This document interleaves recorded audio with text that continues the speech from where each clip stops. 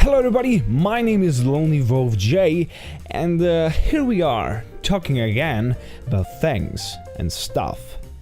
Today I would like to talk a bit about 3D printing, my predictions, and what I've learned till now. So, before I used to work with any 3D printers, I looked on them like on some sort of cheating. So for example, if you have money, you can buy a nice 3D printer, make some really cool props without any work and effort, and everybody loves you for it. But I was wrong. 3D printer, like for example a saw, is just a tool. You need to use it properly, and so you can get the best results out of it. A few months ago, I needed to print a mask, and that was a Ripper mask from Overwatch. I said, okay, I'm gonna try and ask somebody to 3D print it for me.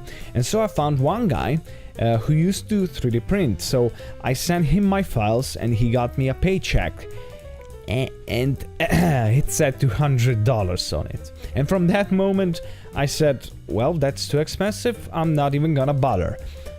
But later on, I figured that in my city where I study, they have a place where everyone can get there and use their technology for a small fee.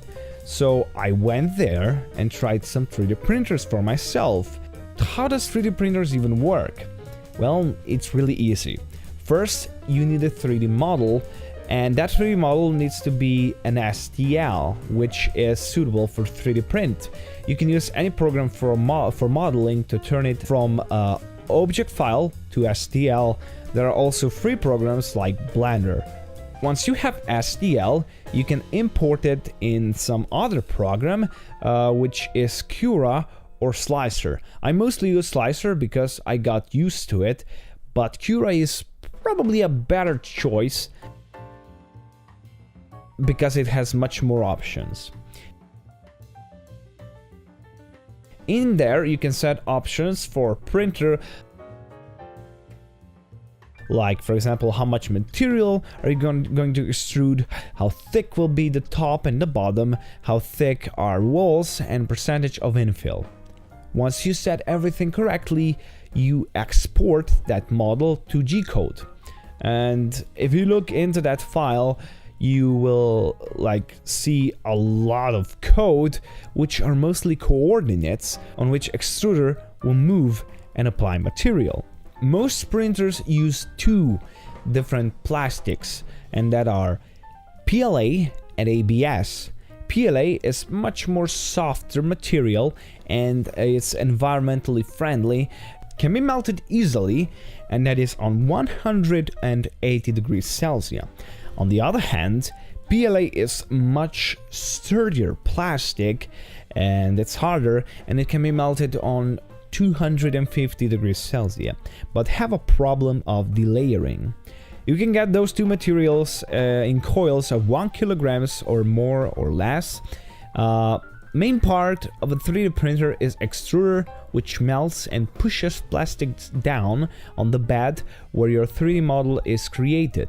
This extruder is pushed by rails or axes, which move it up and down and on the sides, while bed is moved back and forward.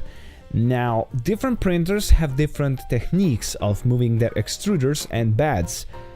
Where I work, they have Chinese copies of Prusa E3 printers, and they are really easy to use. You just need to put in a SD card with your file on it and you start printing. Some people cannot imagine how long this process takes, but for printing to finish just one piece, it can take a few hours.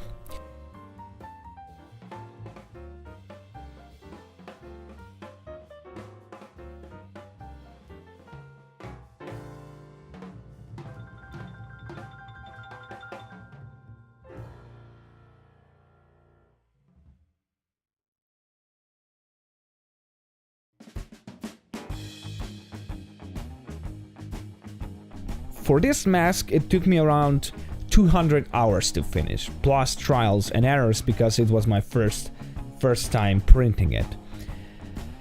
As you finish with printing, you are just at the beginning because you need to sand everything and or coat it with the resin so that it will look smoother. And that is also a really long process. With ABS, you can cheat in some sort because you can use a vapor to melt the surface and clean walls in that way. But I mostly use PLA, and for that I just add 2 layers of polyester resin mixed with body filler for cars, so Rondo.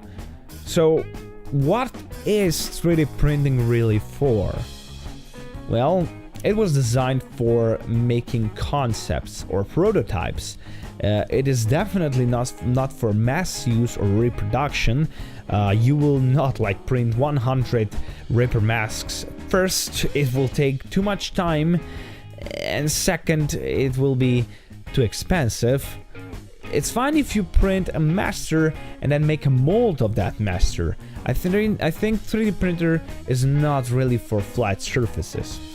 For that, I would probably use some other materials like wood or other techniques and technologies. But if you have some really complicated shapes that are harder to replicate, then look no further. So now to the next thing, which is handmade versus 3D print. Handmade is much cheaper. You just buy paper or wood and then start working on it. But as you put this money in 3D printing, you will buy time. Even if 3D printers will take hours to work on a project, your hands are empty. You can watch 3D printer as it works its way, or you can do something else, something productive instead. As you're working with paper, you can get really nice results and challenge, but 3D printing will guarantee you that 100% efficiency. What you saw on your screen will be printed because it is a machine. So now you think I praise 3D printing and I'll never do anything other but 3D print. The answer is no. I still want that challenge that I can get with Papakura or any other handmade techniques. I just want to try out new technology, and so I did, and I'm happy I did it. And I think you as a worker or prop maker, you also should, if you have a chance to try it for free or for a small fee. But let's talk about price. Well, a pile of paper will cost you roughly $5, and body filler will cost you like $10 more, for example. This 3D printed mask costed me around $20, which is really still not that much for quality. It's a lot more expensive than if you would like, for example, use paper or any other technique. Coil of 1 kilogram of plastic for printing will cost you from $15 to $30, which again is not that much, but on the other hand, it's not that cheap. If you buy a DIY kit right now on eBay, you will find printers which cost you around $150 to $300 and are still pretty good for their price. So yes, that is all I know and what I've learned from 3D printing in my 3 months work with them. So that is the video. Thank you everybody so much for watching. I really hope you enjoyed. I really hope that you learned something new, because yeah, we are all learning. But anyway, thank you everybody so much for watching. You can check some other videos if you want to on my latest projects and on what I'm working on right now. And I hope you enjoyed. I hope I will see you in the next video. Bye bye. See ya. Have a great day.